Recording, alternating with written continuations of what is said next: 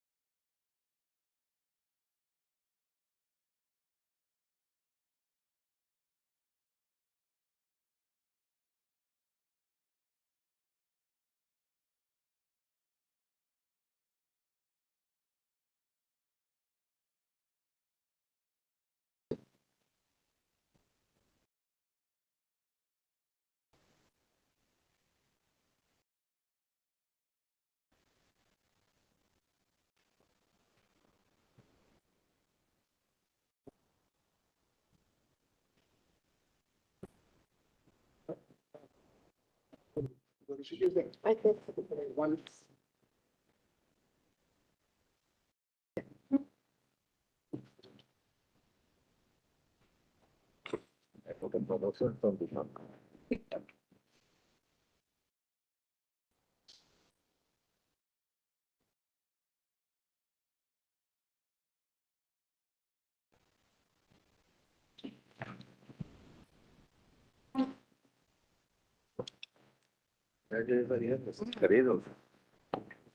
It's great to have. May I have your Lordship's permission to commence the proceedings of the ceremonial bench to mark the commencement of Diamond Jubilee year of the Supreme Court of India? I request the Attorney General to address us. On behalf of the members of the Indian Bar and my dear sisters and brothers of the Supreme Court Bar Association, I welcome all the distinguished members of this august gathering today. You are indeed honored by the presence of Chief Justices and judges from Bangladesh, Bhutan, Sri Lanka, and Nepal.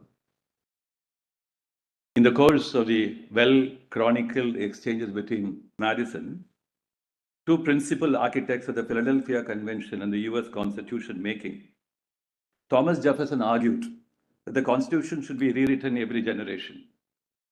And following the observations of Thomas Paine, he famously declared that the dead should not govern the living. Jefferson also critically talked about those who looked at the Constitution with sanctimonious reverence and deemed them like the Ark of the Covenant, too sacred to be touched, in quote. It is said that even if proposed 19 years as an expiration date, a figure he seemed to have picked up from studying a set of actuarial tables. Jefferson went on to serve France as the inaugural US ambassador, and Madison was deeply engaged in putting the new American constitutional document into effect. The constitutional trajectory of these two countries were, however, different. Question is asked, why is it that the inaugural constitution drafted in Philadelphia in 1789 has survived for more than 220 years and keeps counting, whereas the French Constitution of 1791 lasted a little more than a year, to be followed in French history by 14 more constitutions. A recent study of the endurance of the national constitution adds an old joke that a man goes into the library and asks for a copy of the French Constitution, only to be turned away with the explanation that the library does not stock periodicals. Despite the larger number of amendments to our Constitution, it will never be said so about us.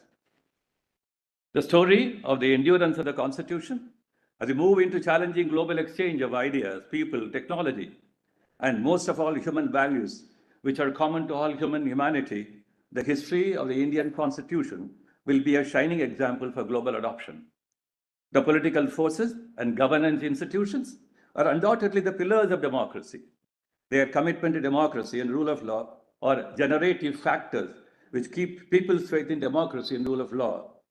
Where constitutions have not endured or have been under constant endangerment, we see the lack of stability of the political forces or the lack of commitment to rule of law and democracy. Without citing examples, one can say that even in those countries and on those testing occasions, constitutional courts have endeavored to stand by rule of law. But more importantly, is the vibrant presence of the constitutional courts that keeps people at the center of constitutional articulation and democratic practice. As constitutional scholars, we can look at the distinctive role played by the legislature and the institutions of governance in striving to effectuate our constitutional promises. Story, however, will be incomplete if the role of the Supreme Court is not seen and debated in the remarkable phenomena of endurance of the Constitution of India. So it is we talk about the importance of distinctly Indian constitutional legality. This Indian constitutional legality, besides a product of the exchange between the court and the governance institution, is more importantly a singular product of the courts. In the course of 75 years, honorable judges who have come to adorn this court have internalized the highest driving values of the Constitution in ways beyond legal and constitutional thinking elsewhere. The tallest members of the legal fraternity and the giants in the bar, whose names are too many, are equal partners in this regard. See, my illustrious predecessor have added to the rich tapestry of a constitutional jurisprudence. At the inaugural sitting of this great court, Venerable Sri M.C. Settleworth, the first Attorney General, rightly spoke about the far-reaching influence of this court will have on the life of the nation, and those are prophetic words. Recent scholarship on constitutions in a deeply divided society also looks at India. It is assumed in the study that the process of constitution making is necessarily different from Western societies, which are said to be ideologically and culturally united. These studies keep Europe and America out of the scope of such analysis. In a contribution titled Justice, Equity, and the Making of the Indian Constitution, an academic in the Department of History, University of Colorado, observes thus, I quote, "What intrigues these scholars is a remarkable and unexpected survival of the Indian Constitution for over 70 years, given their foundational assumption of a deeply divided society, or alternatively, as the famous economist and one-time American ambassador to India, J.K. Galbraith, called it a functioning chaos," unquote.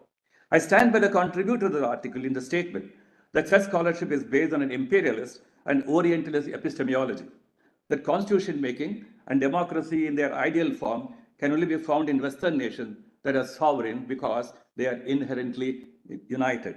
In May 1950, A.K. Gopalan petitioned the Supreme Court soon after his inauguration. The engagement of the court on the issue of liberty from then on has been one of the most fascinating journeys. And when we are in constitutional lawmaking post Maneka Gandhi, one can still say that the liberty jurisprudence of the court has been and will continue to be one of the most important factors for constitutional endurance. The picture before the Supreme Court in the first few years of its inauguration and the classes of people who access the court raising concerns of infringement of their fundamental rights, one can say that what we have today is an enlarged graph of the same.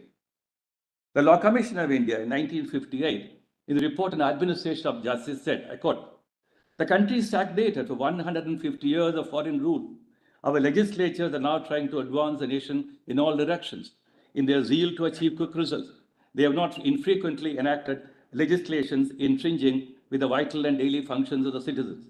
In order that their policies may go forward uninterrupted, they have endeavored to entrench the executive and succumb to the temptation of restricting the powers of the court." I quote, "In terms of social, economic, and political arrangements and processes, and in terms of transformation of the lives of people, India of 2024 is not of India of 1950. While universally, all countries, through their constitutions or otherwise, endeavor to make the lives of people secure and comfortable, the genius of the institutions of different countries present a mosaic of a veritable field of academic scholars and legal pundits. If you look at the class of people who came to Supreme Court in the year 1950 to 1955, namely the Communist Party newspaper editor facing censorship by the central government, that is Ramesh Thapa. And today, what a vibrant set of principles and arguments we have on censorship. A schoolgirl refusing to comply with a government order, forcing her to study in her mother tongue, came to this court in State of Bombay versus Bombay Education Society. The deep importance of linguistic and cultural affinities to flow in a balance with public order and social relevance has been set by such precedents. A Hindu man, unable to take a second wife because of reforms in Hindu marriage law, Narasimha Mali, And the field is now occupied by women's equality in succession to property and becoming co-partners. The saga of 9 scheduled adjudications is a story of the balance between social necessities and governance adventures. To capture debates and discussions happening in an expanding literature on the transformative constitution of India in a few minutes is a daunting task. As the nation continues to pledge itself, which means the pledge of the people, the governance institution, and the judicial institution, as the three angles of a triangle, the legal fraternity has the most noble task of standing by this triangle of faith and pledges. Today's celebration of the inaugural day of the Supreme Court, I hope, will continue to reverberate and constantly promote the constitutional consciousness of we the people of India and share this with all humanity. I thank the Honorable Chief Justice and the Judge Supreme Court for being able to make this very humble speech today in the most important occasion. This is a momentous day where, for the first time in the history of the Supreme Court, a ceremonial bench is sitting to commemorate the coming into existence of the Supreme Court. This has become possible due to dynamic leadership, foresight, and initiative of Honorable Chief Justice of India, Dr. Justice D.Y. Chandrachud. The Supreme Court is the institution where judges from all across the country come. They play their part during their tenures and then leave. Each and every day of theirs spent here in the Supreme Court involves extensive reading and churning out judgments. Nobody had the time to take a pause and to reflect on how the institution of Supreme Court has evolved ever since it had its first sitting on the 28th day of January 1950. Honorable Dr. Justice Chandrachud has given us this day to think about the journey traveled by the Supreme Court and to celebrate the increasing role played by it in safeguarding the rights of the citizens of this country.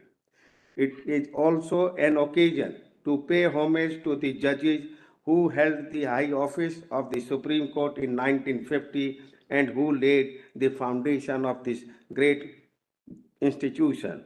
I want to briefly talk about why the need of the Supreme Court has risen and how it was different from the earlier courts.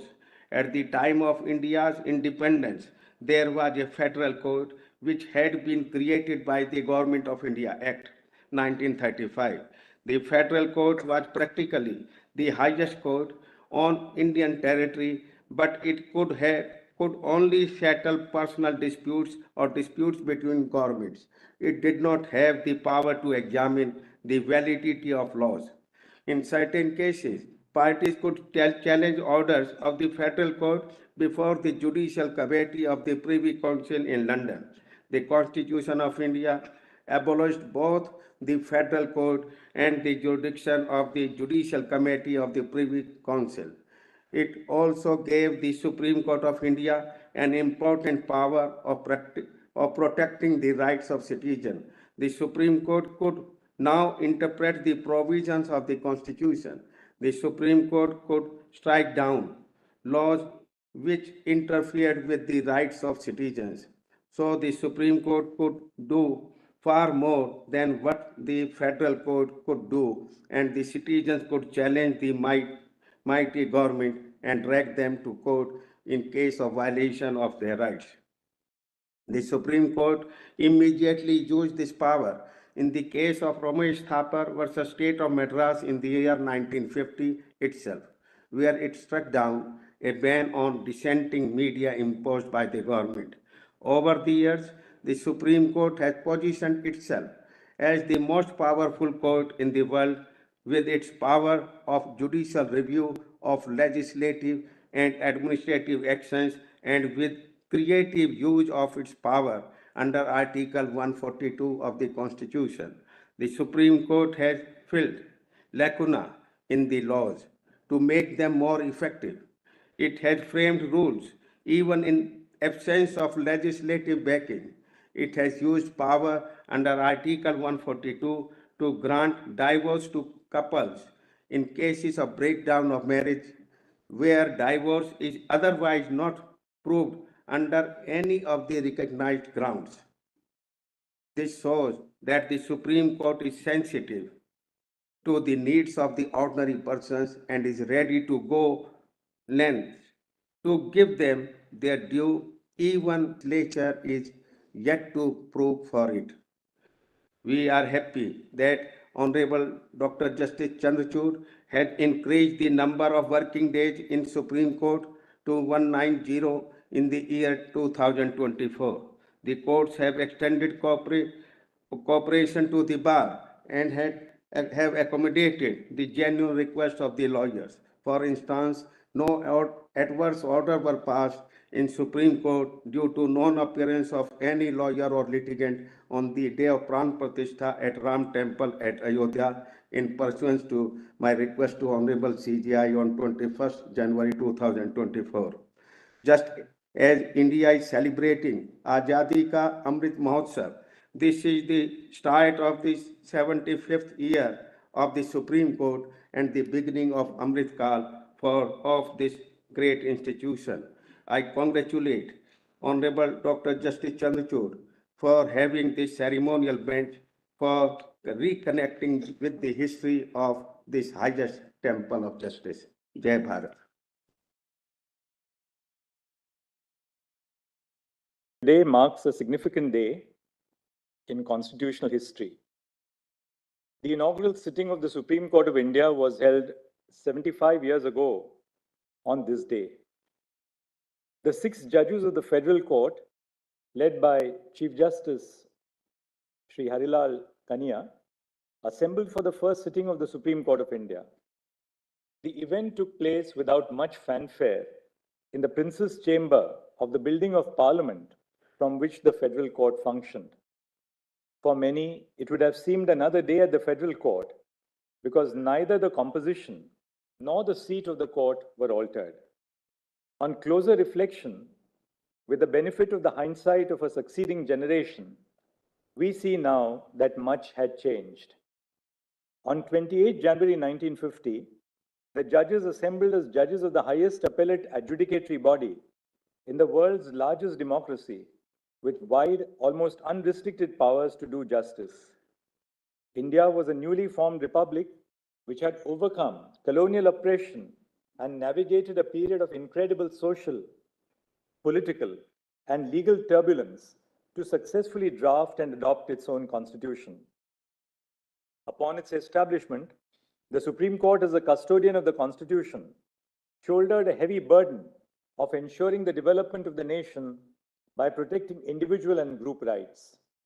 What was a burden has survived decades of trials and triumphs, challenges and critiques, accolades and assaults, all along creating a uniquely Indian jurisprudence rooted and grounded in the expectations of her citizens. The Chief Justice's address at the inaugural sitting emphasized 3 principles that are necessary for the Supreme Court to function according to the constitutional mandate. The first is an independent judiciary, where the Supreme Court must be independent of the legislature and executive. The second is the judicial approach towards adjudication, which postulates that the Supreme Court must interpret the Constitution not as a rigid body of rules, but as a living organism. The third principle is that this court must secure the respect of citizens for it to establish itself as a legitimate institution. The confidence of our citizens is determinative of our own legitimacy. Much has changed in the 75 years since the inaugural.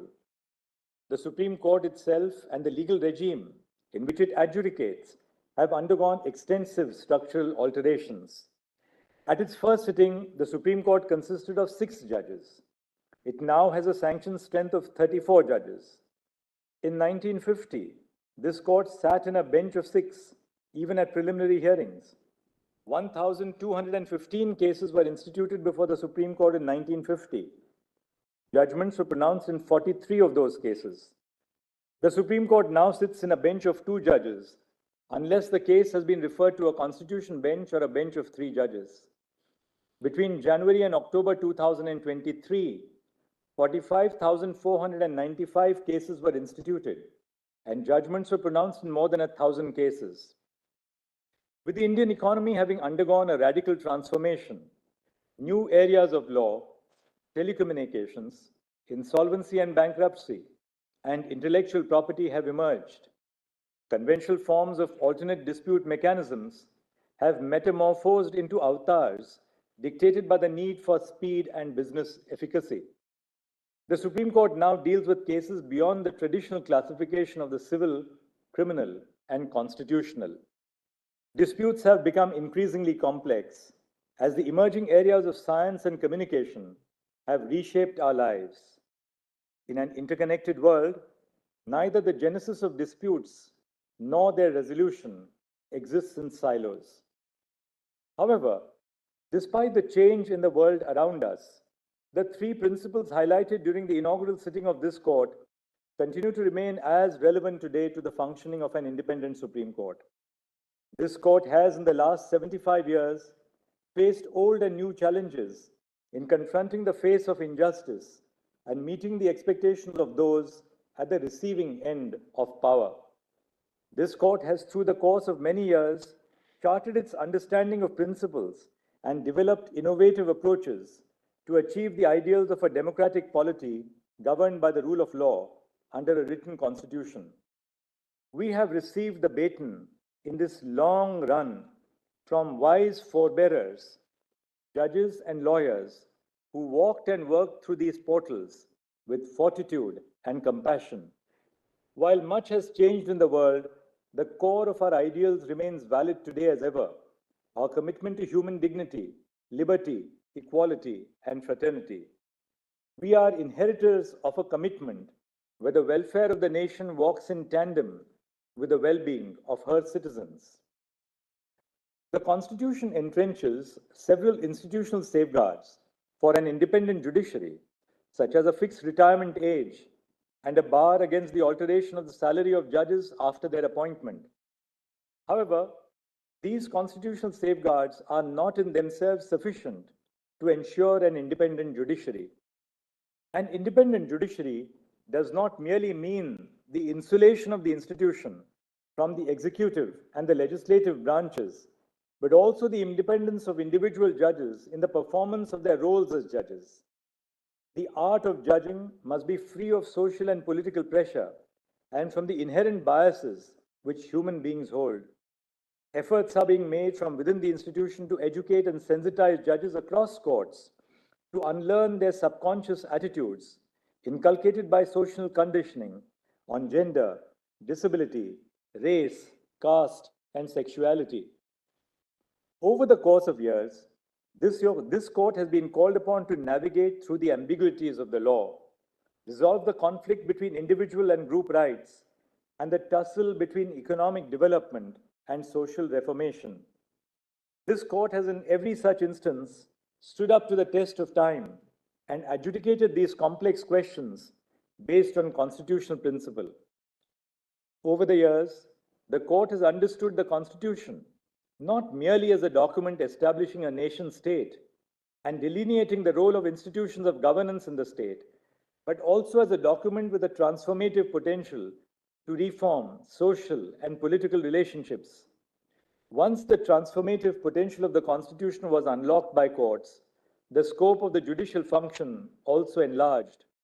For example, the judgments interpreting the mandate of reservation in Articles 15 and 16 as a facet and not as an exception to equality, the limits placed on Parliament's power to amend the Constitution through the basic structure doctrine, and the dilution of the doctrine of political questions are important jurisprudential developments.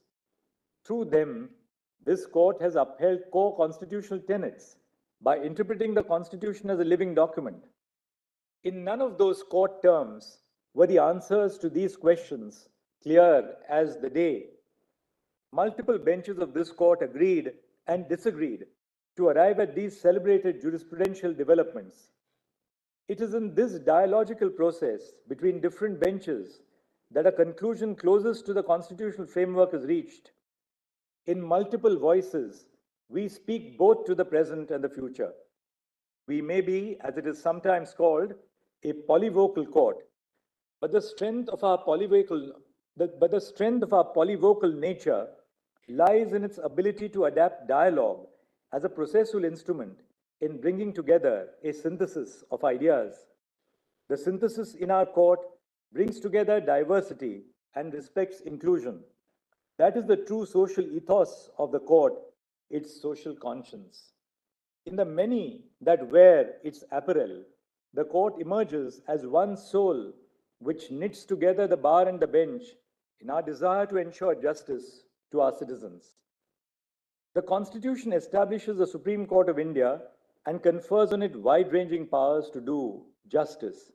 The court, as the highest appellate and constitutional court of the nation, derives but cannot rest its legitimacy solely on the Constitution.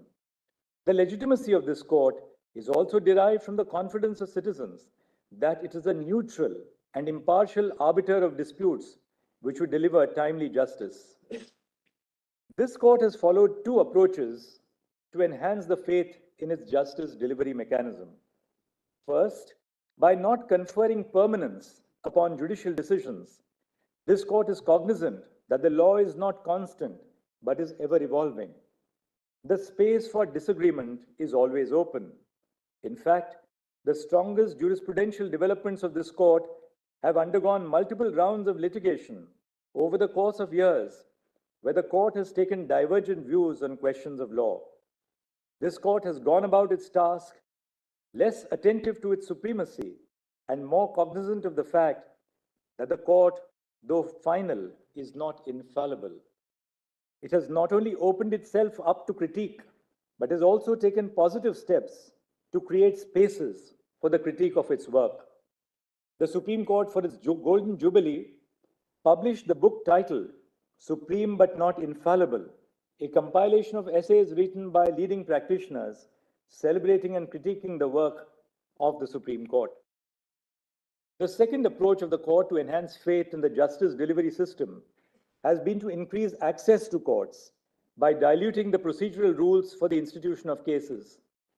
This court was opened up to citizens in every corner of the nation, irrespective of their social and economic status. In 1985, 24,716 letter petitions were received in English, Hindi, and other regional languages. This number has since then undergone an exponential surge. In 2022, about 1,15,120 letter petitions were submitted to the Supreme Court, clearly indicating that the common person believes that they would be able to justice in these halls. These are letters of all hues, some of which fall within the ambit of the judicial function and others that do not. As judges, we need to know what lies within and outside the judicial function. The increase in access to courts does not necessarily translate into access to justice. This court has, over the course of years, faced immense difficulty in keeping up with the surge in the institution of cases. Currently, a total of 65,915 registered cases are pending before the Supreme Court. Much as we would like to reassure ourselves that the mounting pile represents the faith of citizens in the line, we need to ask hard questions on what needs to be done. There has to be a radical change in the approach to decision making. In our desire to ensure justice in each individual case, should we risk the court becoming dysfunctional?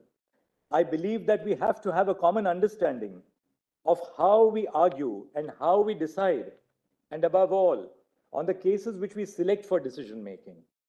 If we do not make hard choices and take difficult calls to resolve these pressing issues of the time, the euphoria generated from the past may well be short-lived. In recent years, this court has taken a positive approach towards decreasing the pendency of cases. In 2023, 49,818 cases were registered. 2,41,594 cases were listed for hearing, and 52,221 cases were disposed of, which is more than the number of cases registered. Technology has been a steadfast ally in decongesting pending matters. The electronic filing of cases has reduced the time between filing and curing defects. To address the pendency of old miscellaneous after notice matters, Directions have been issued to list the 7,430 miscellaneous after notice matters that have been pending since 1993 on priority. Specialized benches for civil, criminal, direct and indirect tax matters, land acquisition, motor accident, personal law, labor and service cases have been constituted. Criminal cases in which the sentence of imprisonment is less than 3 years and the convict has undergone half or more than half the sentence have been identified and are listed for disposal on priority. Capital sentence cases are listed before a 3-judge bench. Pending Constitution bench references, which involve crucial questions about the interpretation of the Constitution, are listed on priority. This is of particular significance also because it would reduce the pendency of numerous cases which are not disposed of because the questions of law are yet to be settled by the Constitution bench. This is where we are today. Before I end, it is worth reflecting on perhaps the oldest challenge of all. The Supreme Court of India was, at its very core, designed to ensure that the exercise of power under the Constitution is legitimate and in accord with the rule of law. The occasion may be the exercise of power by the state against an individual, by the union against the states, by one state against another, or even one individual or group of individuals against another. The court is not the sole guarantor, but it is a final arbiter that power may be used to liberate, emancipate, and include, but never to oppress or ostracize. The novel challenges of today must never distract us from this most sacred duty of the court. The framers of the Constitution clothed the judges of the Supreme Court with immense power and independence and cast upon them the task of restricting the exercise of unbridled power. These are solemn duties. Since its founding, this court has constantly striven to fulfill them and address the challenges that it has faced. We are indebted to the bar for the valuable support we receive in deciding cases. All too often, the rich jurisprudence evolved by this court is viewed as a work of craftsmanship of the judges who author these decisions. The sleepless nights and the incisive mind of each lawyer ought not to be glossed over under the pen of the judge. The celebration of the history of this court is complete as we recognize the contribution of advocates to this court's rich tapestry.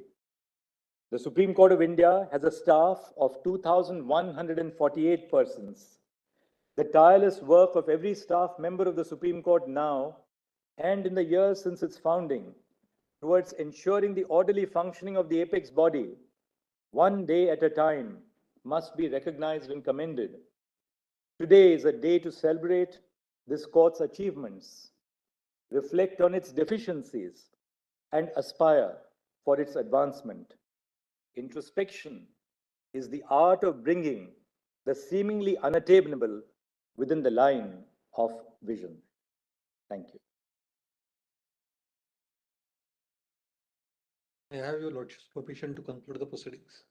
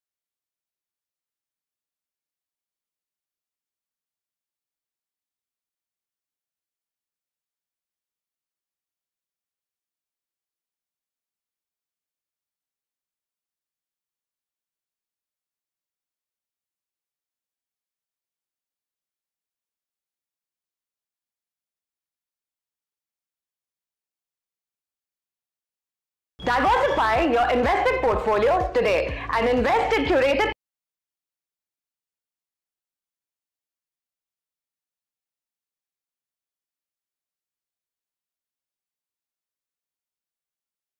products such as unlisted corporate bonds, venture debt, asset leasing, and invoice discounting. Click here to know more.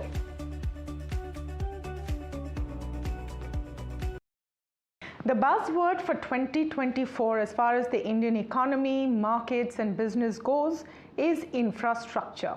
It is going to be a year when you see the culmination of a lot of effort to build up core infrastructure in the country and plans to grow at a breakneck speed. Today we have the opportunity to speak with a gentleman who's at the heart of a lot of those infra spends which will change the way the country looks. In a sense. I'm speaking with Mr. Ashwini Vaishnav. He's Minister of Railways, of course, Communications and Information Technology. Thank you so much, sir, for speaking with us today on the NDTV network. It's an absolute pleasure to talk. Pleasure is mine.